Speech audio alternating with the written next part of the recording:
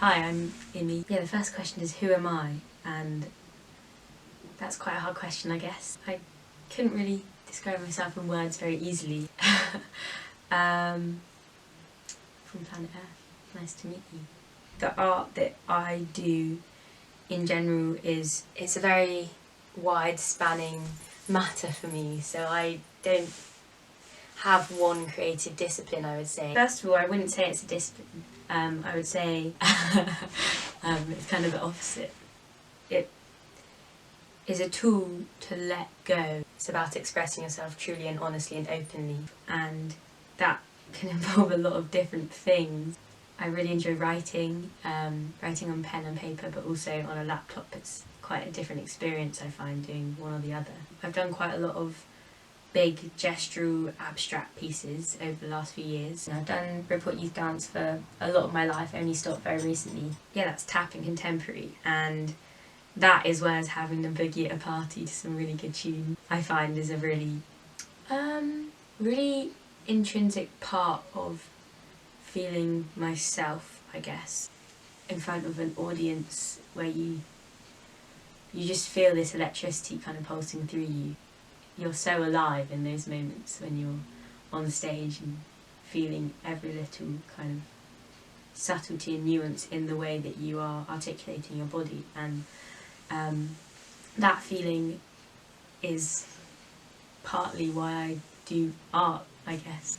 Yeah, I get that with painting as well, not in the movement so much, but more in just the flow state of like, you're picking up the colours that just you're drawn to at the moment, you don't think about it, and it's intuitive and it all kind of just comes really freely.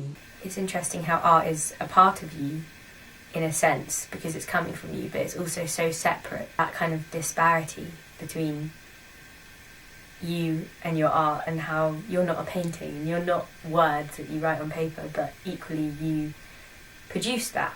And I guess I just think the fact that one can create something that's so different from a human and so almost inhuman, yeah, that's quite magical, I guess. And just looking back on your work, even if you're not proud of it, the fact that you put in the time and energy and resources and ideas and motivation to do something, just doing anything, I think that is brilliant. And I guess part of doing art for me is about doing it. It's about how you feel when you're doing it. And yeah, I guess that's a lot of the time why I don't really plan what I do. It just kind of happens, and yeah, you definitely end up with a bit of madness, and you could say things go tits up every now and then, but I guess that's part of the up and down and ebb and flow of things, and it's all quite important and intrinsic in order to progress. I find that at points you won't have that kind of like organic flow to things, but at times it does really just kind of manifest itself. The way I feel is a reaction to the environment around me, I guess. So where I feel most connected to is, I thought of the sea initially, but probably just outside in general. Just being in nature. I find the shapes that you find in nature pretty fascinating, and how it's ever changing and alive at the same time, and they're always evolving just like us. We're a part of it, really. The landscape and the hills and the birds, the tranquility. Yeah, I don't know if you have that in a city. There's a lot of life and love in Bridport, and I guess the people make that so enjoyable, I guess. A lot of my friends are here, so that means that I just feel really at home.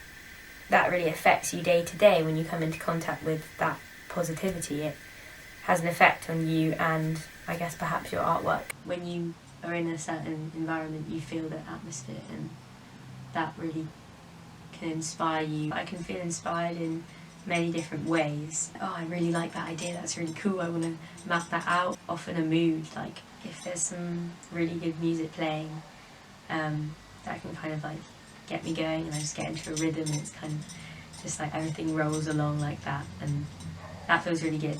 I guess with writing, I want to kind of like get that down before I forget it. I don't know how I would be okay talking about anything other than what I'm thinking rapidly right now if I didn't write often.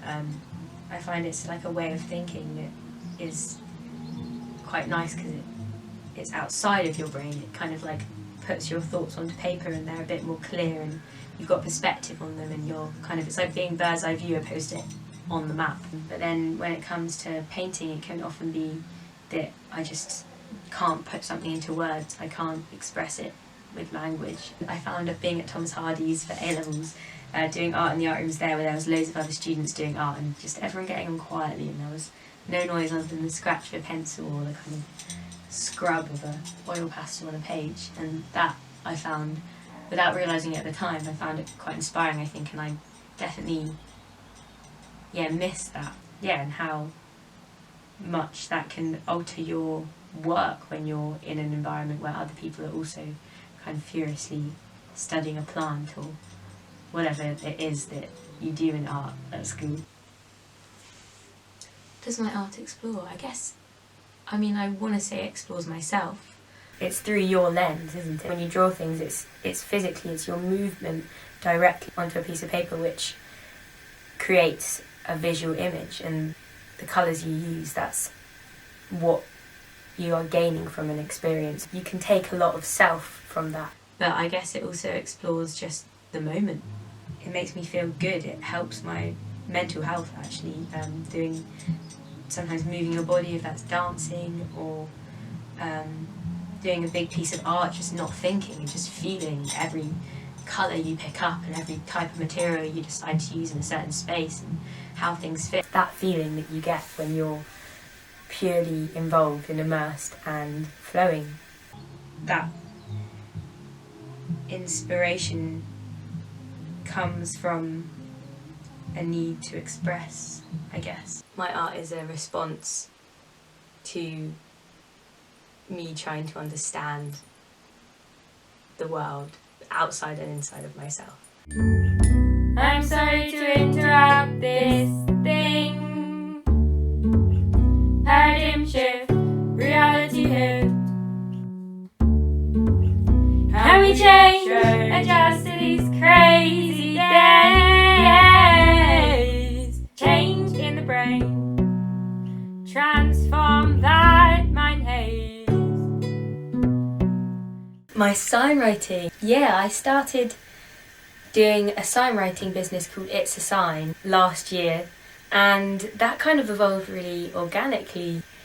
I had been doing kind of casual blackboard writing at Soulshine Cafe during my Saturday job. If at work we needed any more permanent signs, I would get employed to do that as well. My sister did a bit of it too, and I'd use Posca pens on the blackboards, and it was just a really soothing, therapeutic practice. Sign writing is very precise, and that's quite different from a lot of the work I've done in the last few years. If you see my work in this exhibition, you'll notice that most of it is very wild and untamed, and that is just the complete opposite of what sign writing has to be. It's a functional art that has a purpose, and I guess a lot of the art I've done in the past, from other people's perspective, it's been about how it looks. And with sign writing, I guess I really admire the fact that it is useful in some sense. It's there for a reason. You have a sign that has words on it to communicate an idea or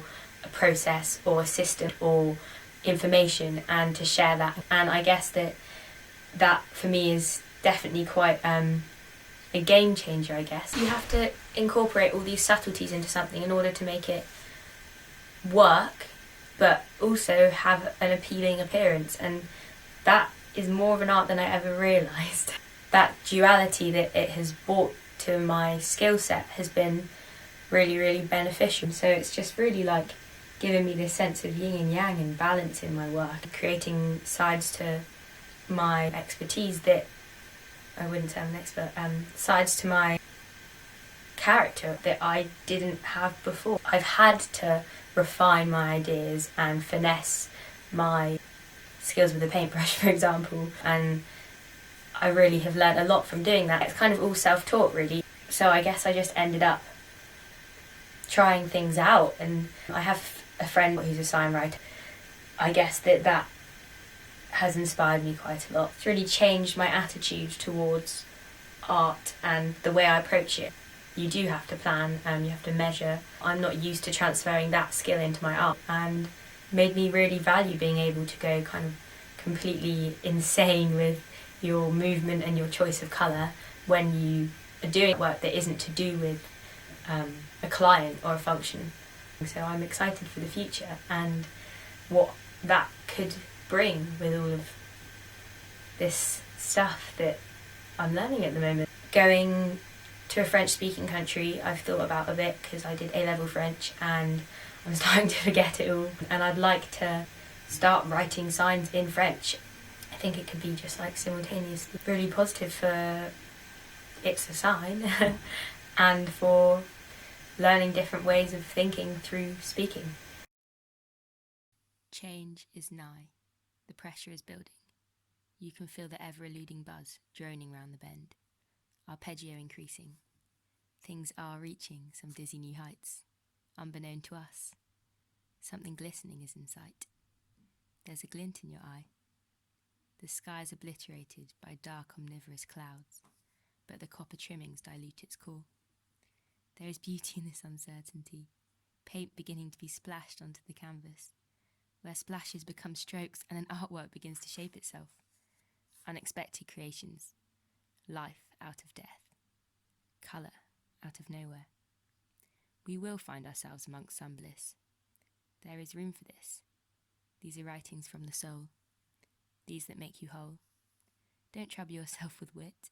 The knowledge can become disillusionary, delusional intellectuality, a consistent duality, a paradoxical fantasy where faces come face to face. We will do this again. I have hope in my boneless soul that life will continue to pulse. That flow don't stop, a flow state like no other. We've got each other. Hey, brother! Find yourself amongst the bliss, the momentary liberation of that first kiss. Distortion from the start. Where do we begin? I'm begging you, please, please, please let me in. There's truth in these words. I can feel it so true, through me and you. Allow yourself to feel, be free. And remember, always, honey, what will be, will be.